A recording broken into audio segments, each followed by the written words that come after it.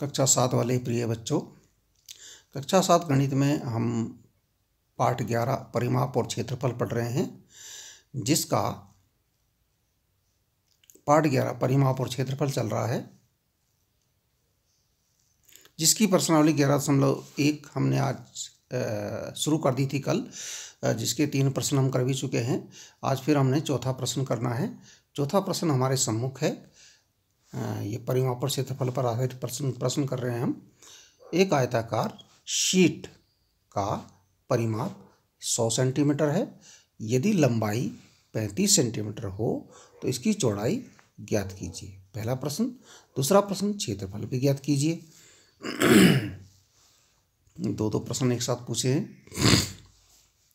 देखिए, दिया है आयताकार शीट का परिमाप ये वाला 100 सेंटीमीटर, शीट की लंबाई है 35 सेंटीमीटर, चौड़ाई ज्ञात करनी है।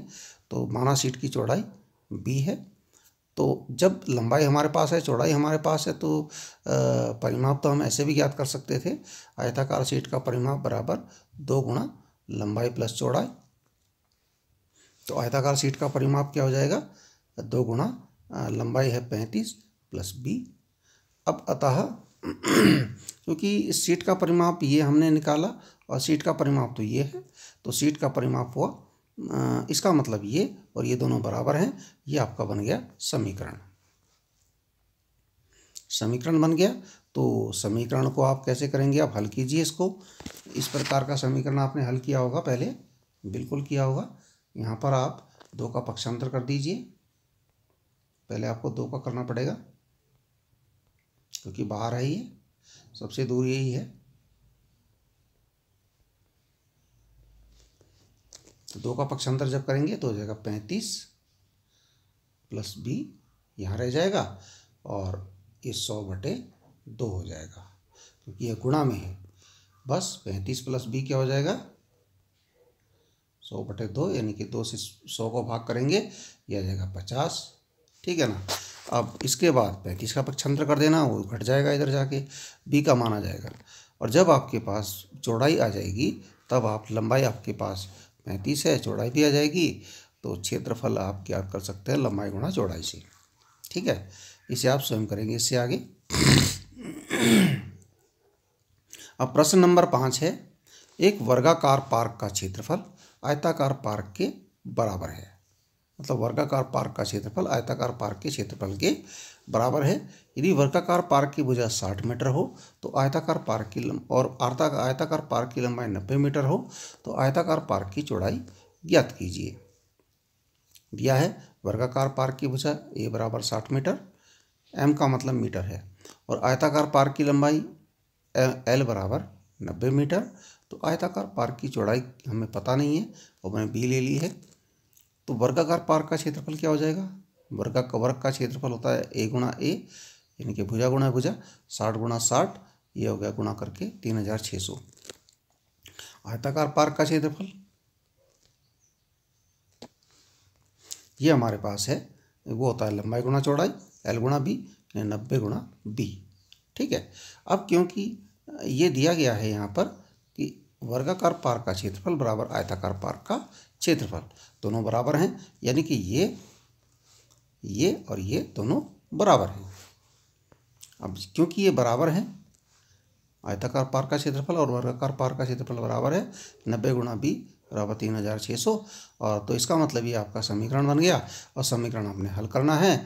आपके पास इसकी चौड़ाई b का मान, आपके पास b यहाँ पर चर है, इसका मान आपके पास आ जाएगा। 90 का पक्षांतर कर दीजिए, आ जाएगा आपके पास। और क्या ज्ञात करना था इसमें? बस चौड़ाई ज्ञात करनी है और कुछ नहीं है, इतना ही काम है केवल पक्षांतर करने का। ठीक है, चलो ठीक है, आगे देखिए। प्रश्न नंबर 6। एक तार आयत के आकार का है। तार का मतलब एक तार है, जैसे ये तार है, इसको मोड़ करके एक आयत बनाया गया है, जैसे ये बना है। ठीक है ना। आयत किस प्रकार का है? उसकी लंबाई 40 सेंटीमीटर, चौड़ाई 22 सेंटीमीटर, लंबाई 40, चौड़ाई 22, इस प्रकार का आयत बनाया गया है। इस तार को फिर सीधा किया, फिर दोबारा मोड़ करके एक वर्ग बनाया गया। इसकी प्रत्येक भुजा की माप क्या होगी? मान लीजिए इसकी भुजा की माप a होगी। यह भी ज्ञात कीजिए कि इस आकार का क्षेत्रफल अधिक होगा, इसका क्षेत्रफल अधिक होगा कि इसका अधिक होगा। ठीक है, चेक करना है, देख कर नहीं, देख कर तो बड़ा छोटा भी हो सकता है। ठीक है ना।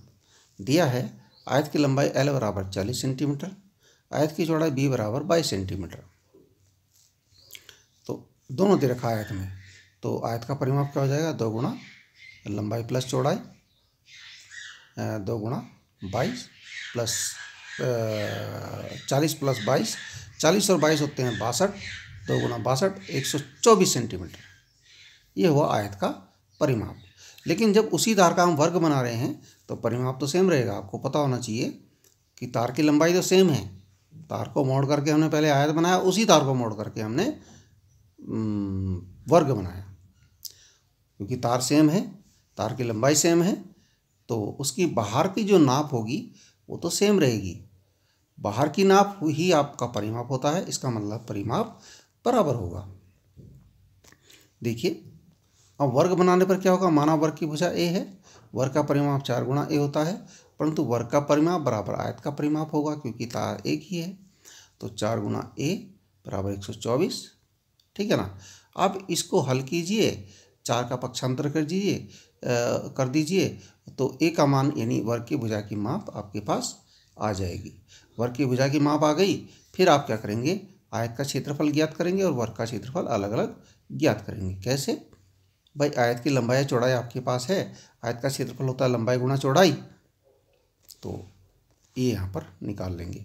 वर्ग का क्षेत्रफल होता है भुजा गुणा भुजा यानी a गुणा a का मान आपके पास यहाँ आएगा, वो a का मान जो आएगा वो आपका क्या हो जाएगा, 124/4। तो a की गुणा करेंगे a में, यानी कि जो भी मान आएगा उसकी 2 बार गुणा करेंगे यहाँ पर। ठीक है ना, और वो आपका क्षेत्रफल आ जाएगा। फिर आप देख लेंगे कौन अधिक है, आपको पता चल जाएगा आयत का क्षेत्रफल अधिक है कि वर्ग का क्षेत्रफल अधिक है, वो आपको दिख ही जाएगा।